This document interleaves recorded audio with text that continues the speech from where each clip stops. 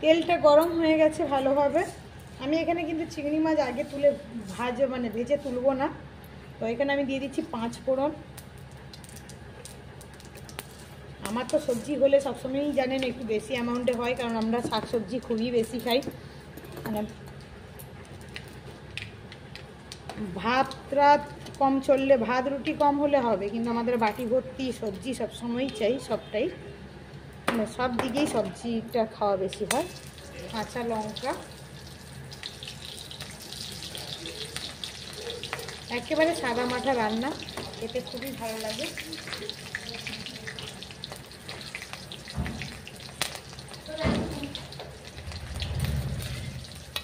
দিয়ে দিচ্ছি চিংড়ি মাছগুলো।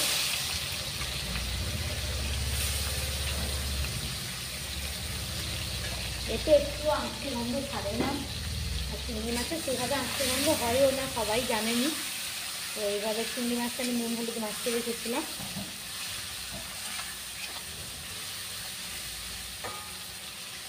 একটু সাঁতলে গেছে চিংড়ি মাছটা। এবারে আমি ওর সঙ্গেই পেঁয়াজ কুচি দিয়ে দেবো। এখানে ছোটো সাইজে 2টো পেঁয়াজ কুচিয়ে দিয়েছি, দিয়ে ভালো করে ভাজা ভাজা করে নেবো। এবারে ভাজা ভাজা হয়েছে অনেকটাই, এর চেয়ে বেশি ভাজতে লাগবে না। এবারে আমি সবজি কেটে রেখেছি, কেটে দিয়েছি মূলো, শিম, আলু, বেগুন কেটে রেখেছিলাম। 4 রকম সবজি আছে এখানে।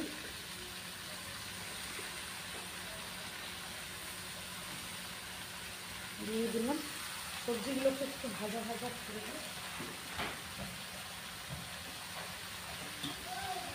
বিচুলিটা কেটে একটু জলে ভিজিয়ে সবসময় ভালো করে ধুয়ে, জলে একটু ভিজিয়ে রাখবেন প্রথমে, কেননা খাঁচে খাঁচে ময়লা থাকে। তো যারা রান্না করেন তারা তো জানেনই, তাদেরকে বলাটা বেকার, অতিরিক্ত জ্ঞান দিচ্ছি মনে হবে। তো যারা জানেন না একটু জলে ভিজিয়ে রাখবেন, দিলে পরিষ্কার হয়ে যায় ভালো করে। দিয়ে আমি সবজিটা একটু ভালো করে নুন আর হলুদ দিয়ে ভেজে দেবো। নুনটা তো যে যার অনুযায়ী। আর এখানে আমি কোনো লঙ্কা বা আর কোনো মশলা ইউজ করব না, শুধু ঢাকা দিয়ে দিয়ে শুকনো একেবারে সুন্দর সবজি হয়, খেতে খুবই টেস্টি হয়। তার জন্য আপনাদের সঙ্গে শেয়ার করা। এইভাবে আমি বানাই, আপনারা কিভাবে বানান জানাবেন।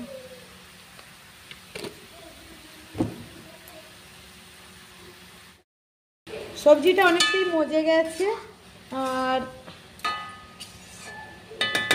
এবারে আমি দিয়ে দিচ্ছি পুঁই পিটুলিটা, ধুয়ে আমি জল ঝরতে দিয়ে দিয়েছিলাম। বুঝতেই পারছেন কতটা অ্যামাউন্টে হচ্ছে আমার কড়াই ফুল পুরো।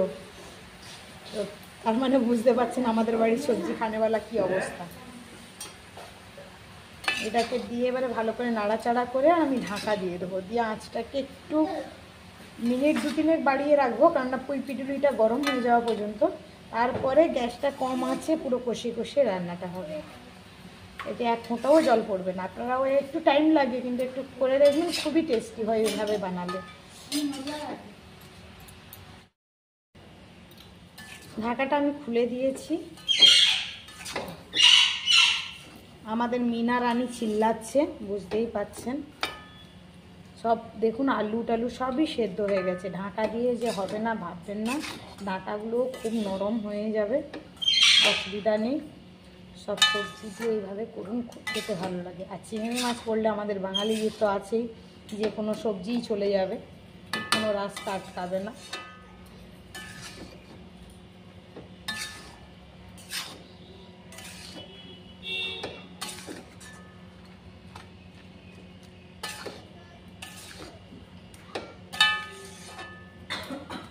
দেখছেন 1 কড়াই সবজি এখন কত অল্প হয়ে গেছে, আরও কমে যাবে। আরও আমি 5 মিনিট মতন ঢাকা দিচ্ছি, দিলে আরও ভালো ডাঁটাগুলো সুন্দর সফট হয়ে যাবে।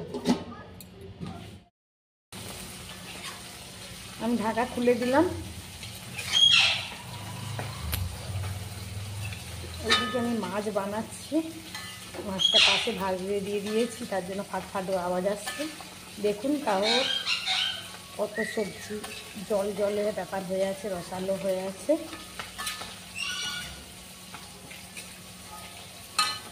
এখানে আমি চিনি ছাড়া পছন্দ করি না বলে ওই সামান্য চিনির ছিটা দেব। হাফ চামচ মতন দিলাম। কারো যদি করেন, খেতে পছন্দ করেন না তো চিনিটা দেবেন না। এখানে শুকনো লঙ্কার গুঁড়ো বা কোনো মশলা আমি অ্যাড করছি না। এইভাবে বানিয়ে দেখুন, খুবই টেস্টি হয়।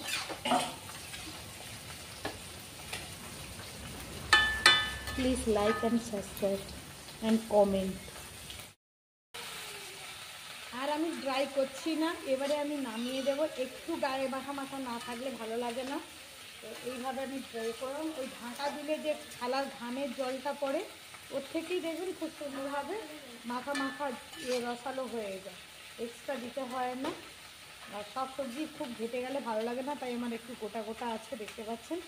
তো সেই কারণে আপনারা যদি গলা পছন্দ করেন তাহলে একটু জলের ছিটা দেবেন, আর কি বলবো। আর নাহলে কম আঁচ করে একটু বেশি ঢাকা দিয়ে রাখবেন, বেশিক্ষণ ঢাকা দিয়ে দিয়ে করবেন। বন্ধ করে দিলাম গ্যাসটা। দেখতে পাচ্ছেন কতটা সুন্দর হয়েছে, কালারটাও খুব সুন্দর লাগছে। তো এইভাবে বানান সবাই।